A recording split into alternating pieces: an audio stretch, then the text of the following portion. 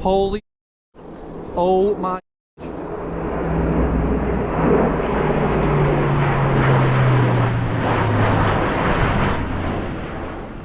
Hello everybody and welcome back to Breconside Cottage. Today I am going to be talking through the container. I've been asked a lot about it, so this is a bit of a rundown in what was effectively the first part of the project. So when first viewing these cottages, I realised straight away that I needed some form of outbuilding. The most secure storage obviously is a steel container. So the container doors are welded up, but at the same time what I've done is add a steel tow bar and welded that to one of the hinges so that the trailer can sit at an angle so the water doesn't rest in it. Location of the container was quite obvious when we had the land opposite the cottages. The corner spot here was just lending itself. It's nicely camouflaged with trees behind it. The container, the houses, you can't actually see from the main road anyway. So after welding up the steel doors on the side, I then purchased, which was actually more expensive than the container, paid £300 for the container, paid over £400 for the steel security door. I welded the bars in the side of it as a framework. I've welded a couple of bars as a ramp on the bottom. All the wood that it's been clad with was actually reclaimed. We've added a few little touches on the outside as decoration and a graphic onto the door as well. So this little window on the end is literally a piece of glass bonded to the existing hole that was actually in the container. I've added the drain pipe on there, which at some point will have all the rainwater dropping into a couple of IBC tanks. That water will then be used for washing the bikes off a 12-volt system that is actually powering the lights inside at the moment. So at the entrance there's a couple of small details.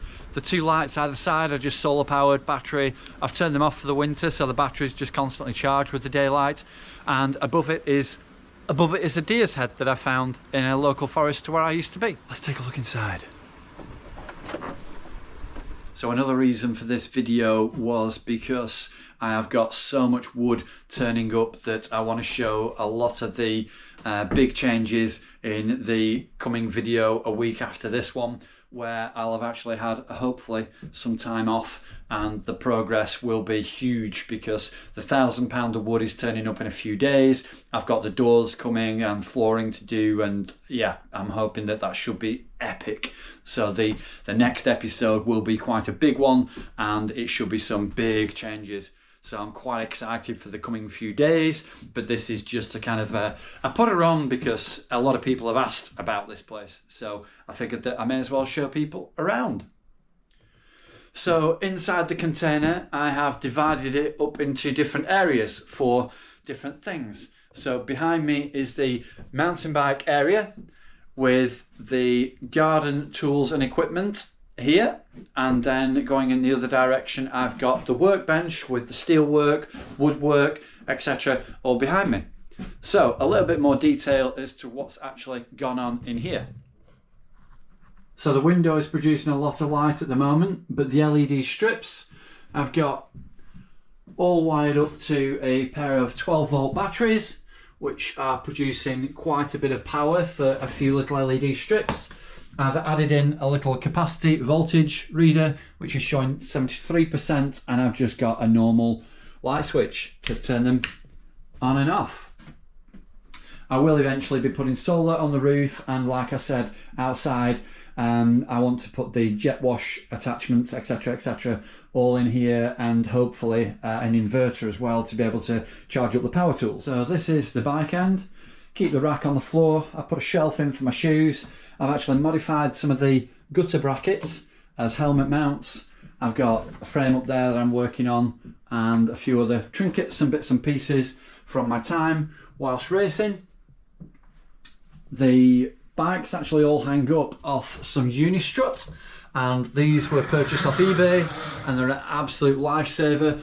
Each hook will take 35 kilograms, and the Unistrut I've basically welded in at both ends, and that gives me loads of space to keep loads of bikes.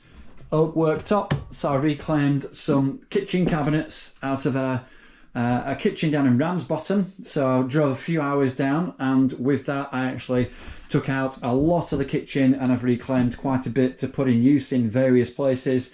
And this gives me a nice little bit of a workspace.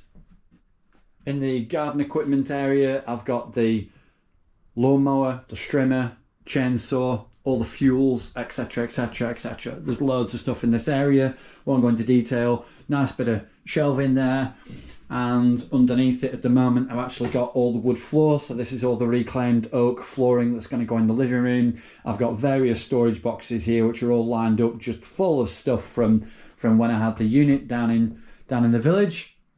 I've actually got a lot of spare Sprinter panels in here as well. That's an empty space where the chop saw actually lives. So this is the main area of workspace, so I'm hoping that I can produce quite a bit of the kitchen in this area. When I do a lot of the drawers and things like that, I want to make them all in here. So I've got obviously the rack of tools up on the side, the toolbox full of stuff. I've got boxes of tools underneath.